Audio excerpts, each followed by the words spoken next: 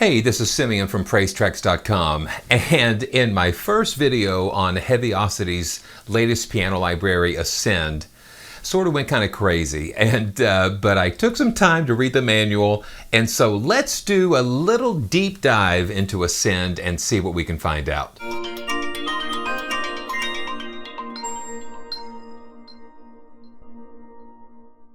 Okay, and we're back, and if you remember from the last video, Ascend is a beautifully sampled Steinway Concert D grand piano. Not only did they just sample such a beautiful instrument, they also did a lot of interesting preparations. They played twine, they did mallets and laid chains on the keys, and it's just amazing. So you might want to go back and watch that the previous video as well. But we're going to kind of take a look at some of the other controls and what makes Ascend such a special instrument. Let's go ahead and take a look at the controls for Ascend. You have, let's just pull up the initial preset here, the Ascended Wings. This is the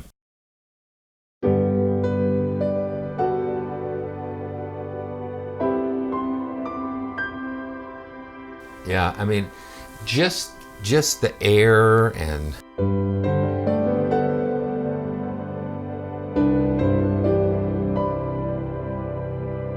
the beauty of that is just incredible.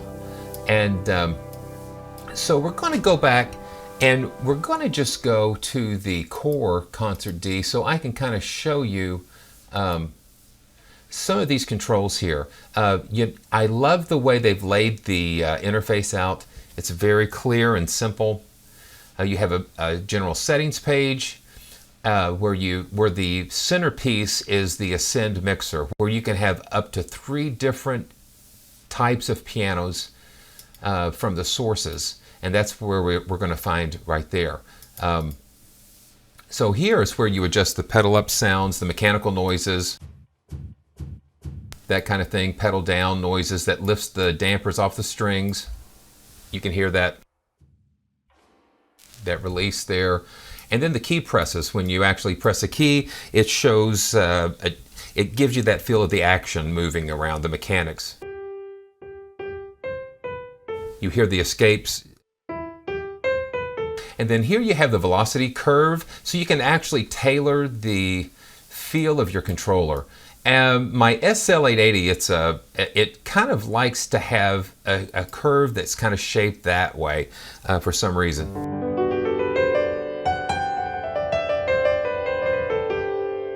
And then I'm going to go ahead and turn these, just kind of put those at their defaults here. It's kind of in the middle here. And you notice the interface, you notice when something is filled in, that means that it's active. Indicators not filled in, that means it's turned off. And so, like I said, you know, it's like I was just trying to get myself through it. I was like, I didn't even read the manual, and I know you guys, some of you guys are the same way. You just want to jump right in the instrument. Let's go back here, and you know, you have the adjustment of the stereo width. So let's go and just adjust that, and so it just spreads out that stereo field.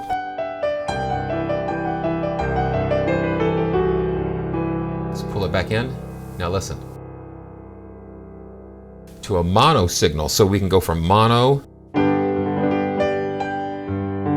and we can just widen that stereo field out and just go really wide with it. And then we can also flip left and right. We're going to flip it again. Flip. You can hear how that does. And then we have the resonant tones and the release samples. So let's turn off these mechanic noises here. And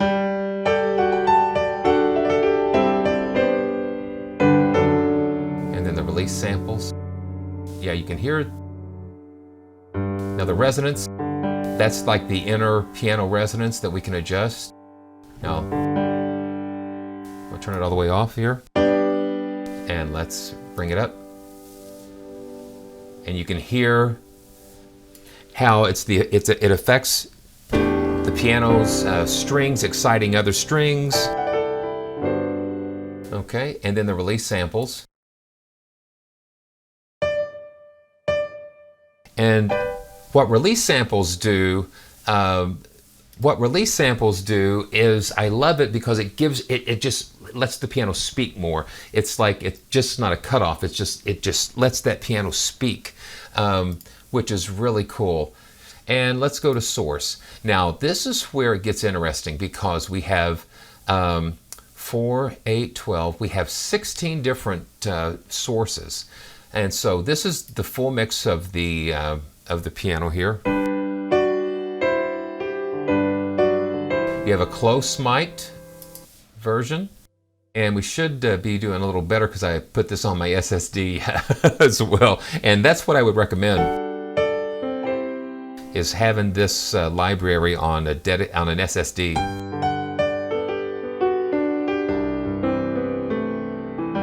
It's got over 41 gigabytes of samples, but they use the lossless compression, so it only takes up a little over 21 gigabytes of samples, memory, of RAM, of space here, disk space. And see, we're loading the room samples. Now this is running Contact version 6, because version 6 introduces all these really interesting things you can do. Now see, those are the room mic. So what you can, and let's just look at, take a listen to the under.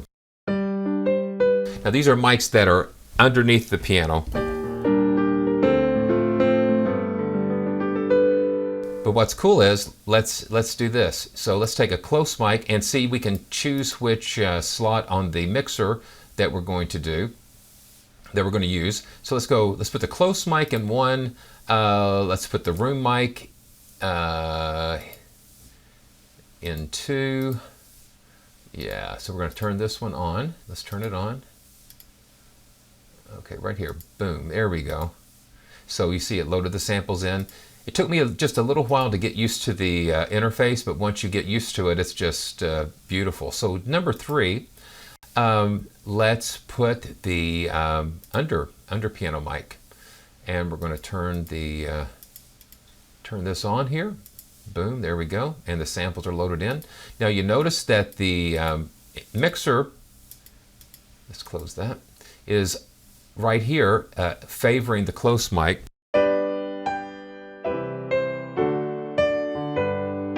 Now when we move it to the under, it's going to,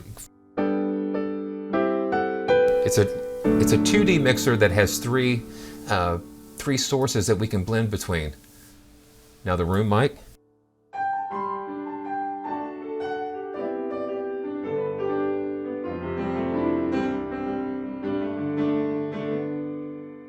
And now watch what happens when I put it in the middle. It's going to blend all 3 of these together.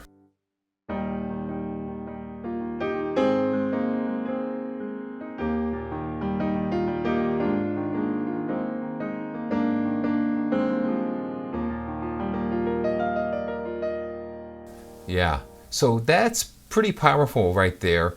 You can do that with this mixer. And so let's just take a listen. We'll go ahead and turn these other channels off here. And we're going to close this. And let's go back to slot 1. And this very soft mix, the PPP, the very soft mix, and it just gives you such a beautiful tone.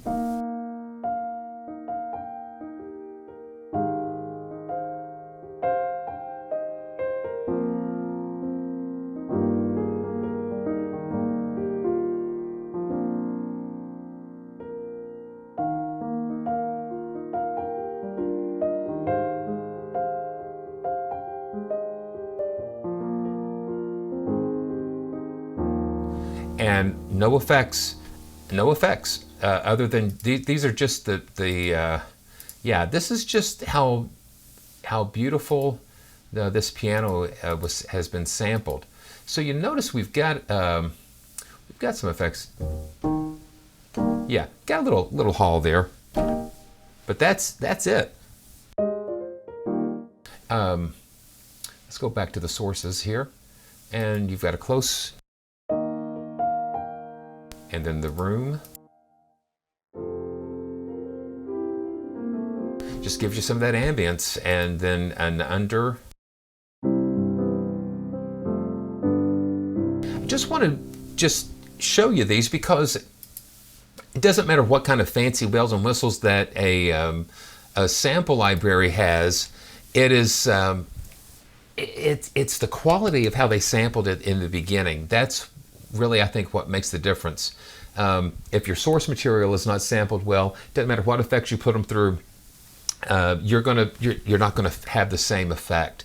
So let's just take a look at the muted strings, and you know, yesterday there were some of the presets that use the muted, and very cool.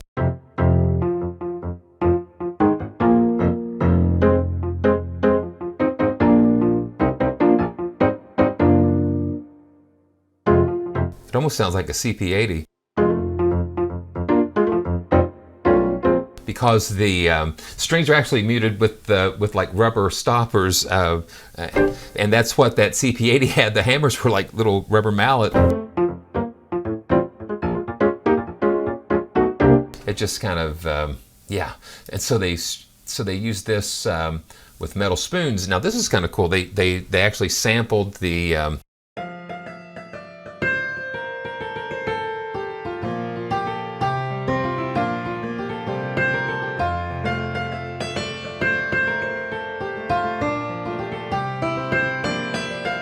almost sound like a hammered dulcimer in a way.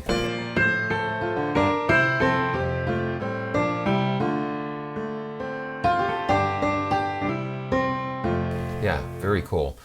Wood.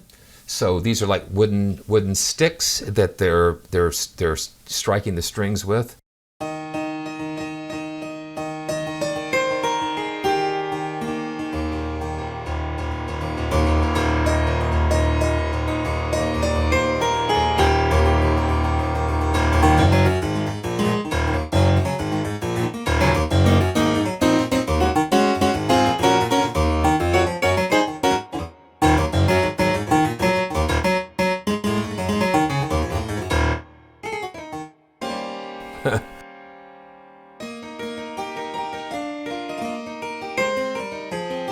So you can just get lost in some of these chains. Okay, so this is interesting. They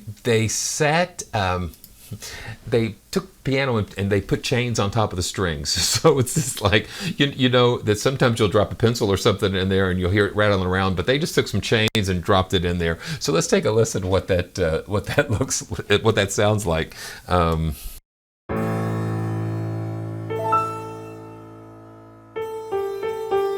You hear them rattling in there?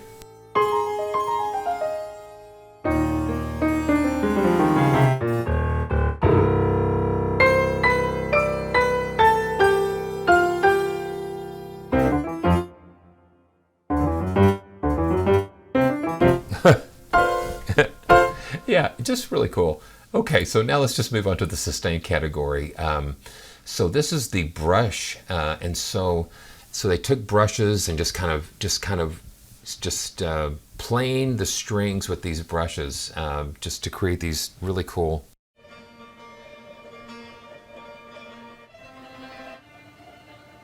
Yeah. Yeah, cool. Yeah, it's kind of.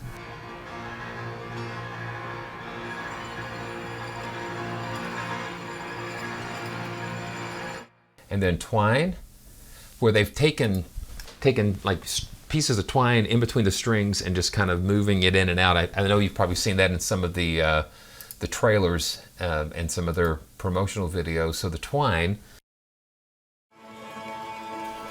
you can hear just those looping and everything just.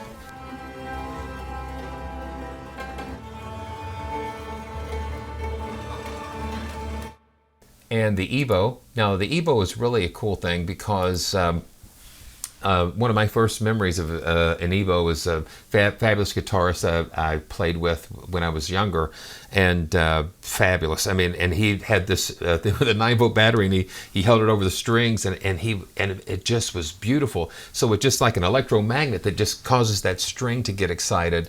And so let's take a listen to what that sounds like.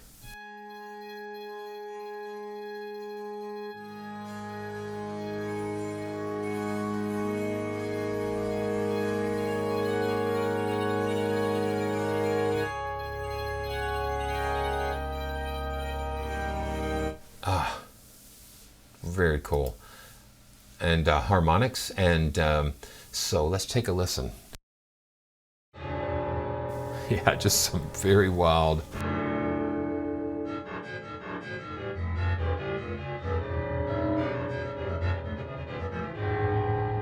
Yeah. See, one thing I notice about Heavyocity is that they're just very creative, and the textures and the dynamics of the sounds that they create, that just give you those tools to create some very cool, interesting things. So let's go back to the full mix. You've got a modulation, and this modulates the see what we've got. Now we don't have anything over here, so let's go ahead and turn on. Let's put the metal here, just to have something cool, and let's put brushes under here. Let's put some brushes. Yeah, so we pretty much have something from the piano, the struck, and the sustain category.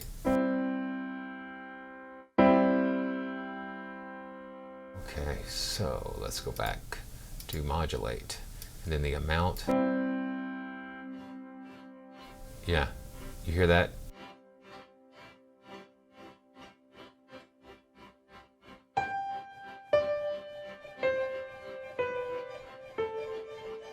It's just taking that, and you can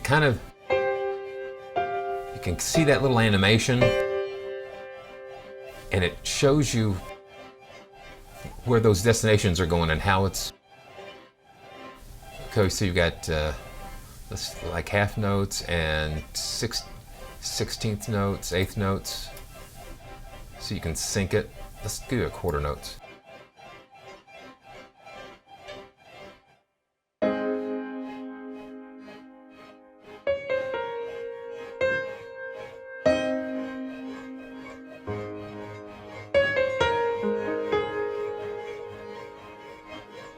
Yeah, very cool.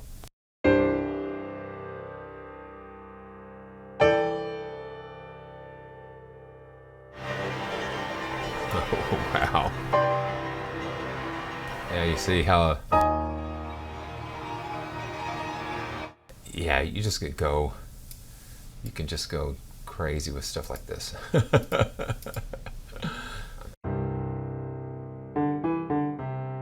And then you can assign MIDI control channels to an XY pad, and I've got like the nano controller and that kind of thing. I actually can learn this. Let's just see something. I'm going to learn it to like two of these drawbars here. So let me just kind of scoot this out of the way a little bit so you can kind of see. I'll scoot it over here. That's cool. See what we have here. So we can control the 2D mixer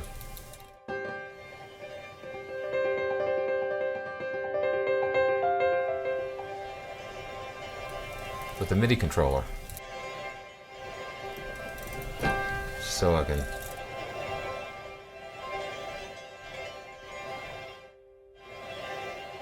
yeah, so you know the possibilities of what you can do really are amazing. Yeah. Okay. So oh wow. Okay. So you can actually modulate the location by key velocity too. So you can almost like have some crossfades affected by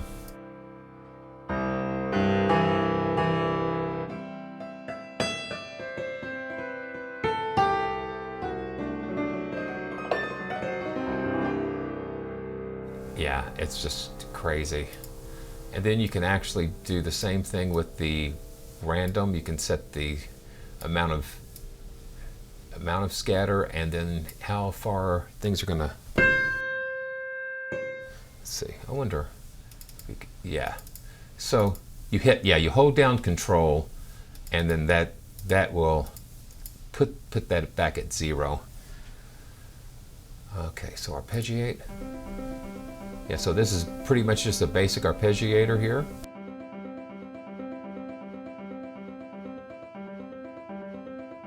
Yeah. Yeah, and so you have control over here. So to go to control like velocities. Yeah, it's a skip. Yeah, yeah. So you can tailor this to be more dynamic and. So the steps you can kind of go in and alter the steps.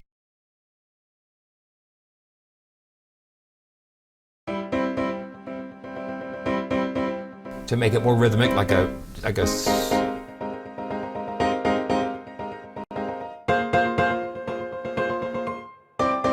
yeah, pretty cool. And the echoes engine, that's pretty cool.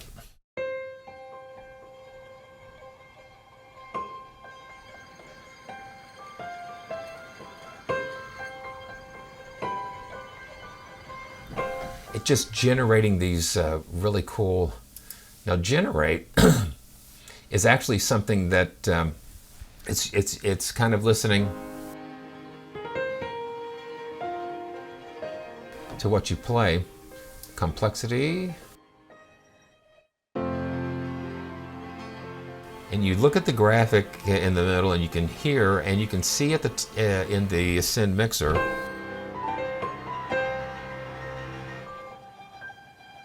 What's going on? Yeah, so you have, it's just the,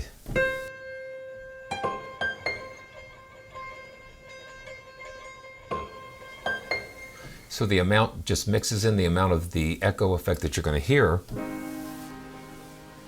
So it can be subtle or it can be up front. Turn that off. Let's go to the effects section. Now the effects section, if you notice in my earlier video, I really liked how they had this laid out. You've got 4 effect slots, and then you've got some presets here. Ambient, let's do like a large ambient. And now this will load that preset in. At first I thought that was like a drag and drop, but no, you can't drag and drop that over. But you select that, and then this will load this preset in. So it's a big preset.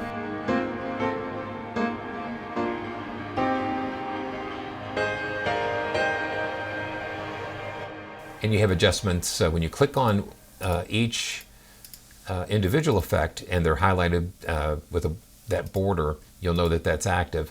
You have control over the different parameters, like the EQ. See, you have control over that.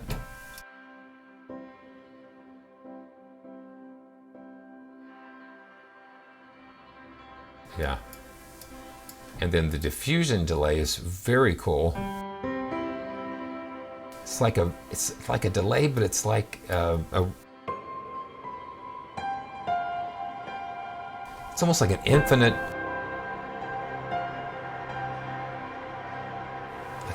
reverb, which is just beautiful. Okay, and the digi reverb, it's like you know, just one of those algorithmic reverbs, and once again you have pre-delay, size, color, so you can shape the tone of everything. Then you have a hall, so the hall size,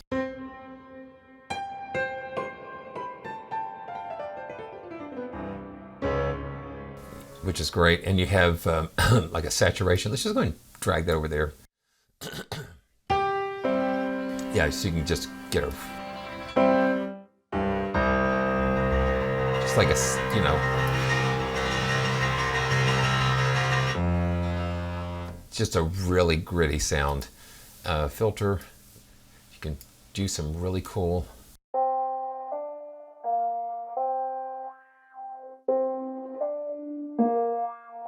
And you know, all of these parameters are automatable too.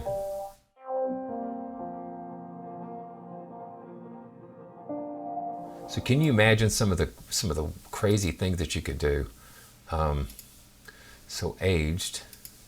So this is kind of like, yeah, but the saturation, and let's just pull this over to the full mix just so you can hear what this does to the.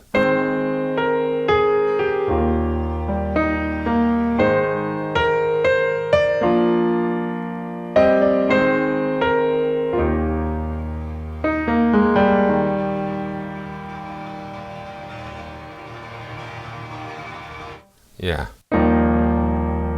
So I had the random turned on, so it was pulling in some of those other effects. You can hear how pristine and beautiful this piano is. And Convolve. Now Convolve, it took me a little while to understand exactly what this was, but you know, we think about convolution in the realm of impulse responses and reverbs to create real spaces, but you know, recently convolution has been used to produce so many crazy, unusual effects, and I've been seeing it show up more and more in conjunction with piano libraries. So let's just take a quick look at how this convolution effect works. And it took me a while too to once again reading the manual, that it is actually a send effect. And so if you look at the control here, you see Convolve. Now it was just like, why isn't that, I see it working, but I don't hear it. And I'm adjusting this, but watch what happens here. And you'll notice there's really cool animation that shows you what's going on. And you can set the length of the convolution effect from 2 beats all the way up to 8 beats as far as what the time it takes to go through the cycle here. So I'm going to hold the chord and I'm going to bring up the Convolve setting here. I'm going to bring it up quite a bit so you can hear it. Yeah, you hear it? And just think about it. 1, 2, 3, 4, boom. Here we go. And let's go to 8 beats. So it'll take it a little bit longer to go through the cycle. 2, 3, 4, 5, 6, 7, 8.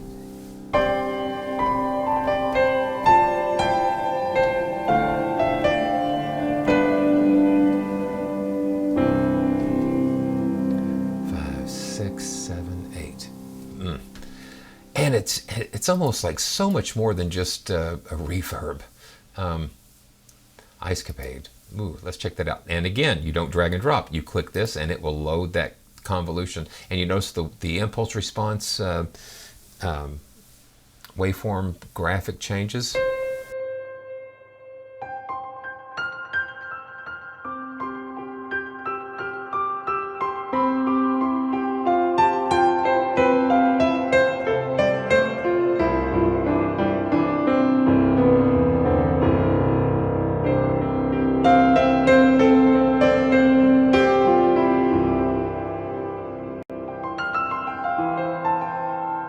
Beautiful. You can just get lost in these things. Shimmers. And once again, you see that change. Now, I've got it turned up pretty, so you can hear the... And you notice the waveform, you can look at the impulse response waveform and see these little peaks, and you can see when it goes by how it's affecting the sound.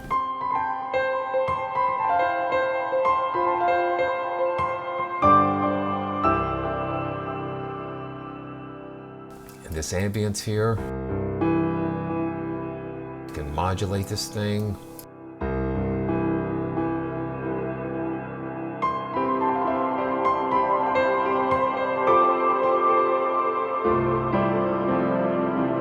Just some magnificent spaces that we can get into.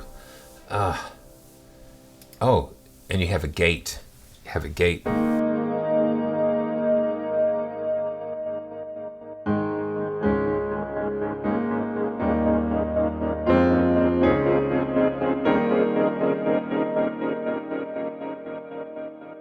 So 16th notes. You've got a high pass filter, low pass, I'm sorry. That just shapes the tone and the EQ of the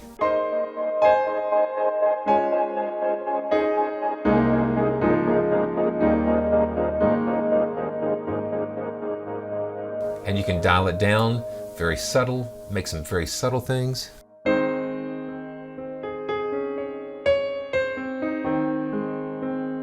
Almost too subtle.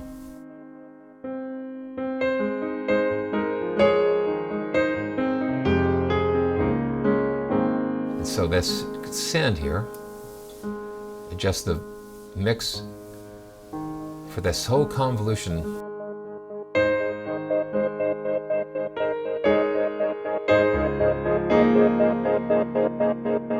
Wow.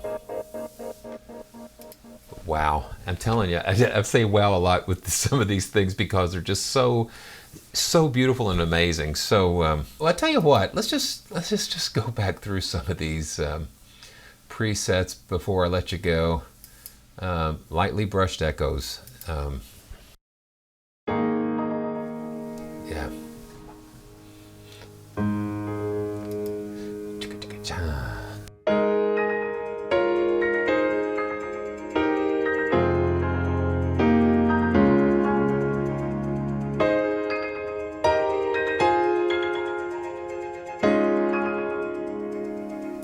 I think it's the echoes. Yeah, so you've got the echoes going on. So it's replicating what you're playing. Very, very cool. Man. So I just want to maybe do a couple more.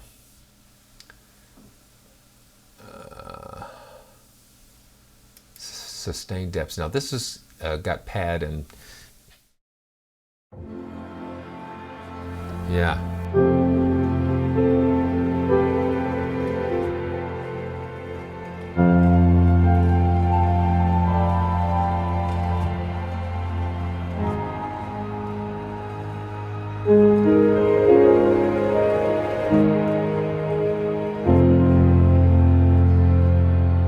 Oh man. Very cool. Very nice. Okay. Well.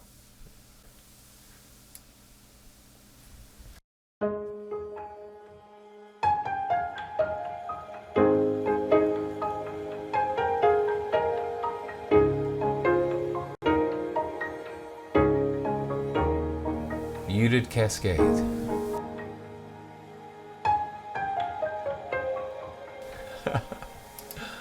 Cool. Okay, so let's just go back. I mean, just the first one, the ambient wings. I mean, I got just like.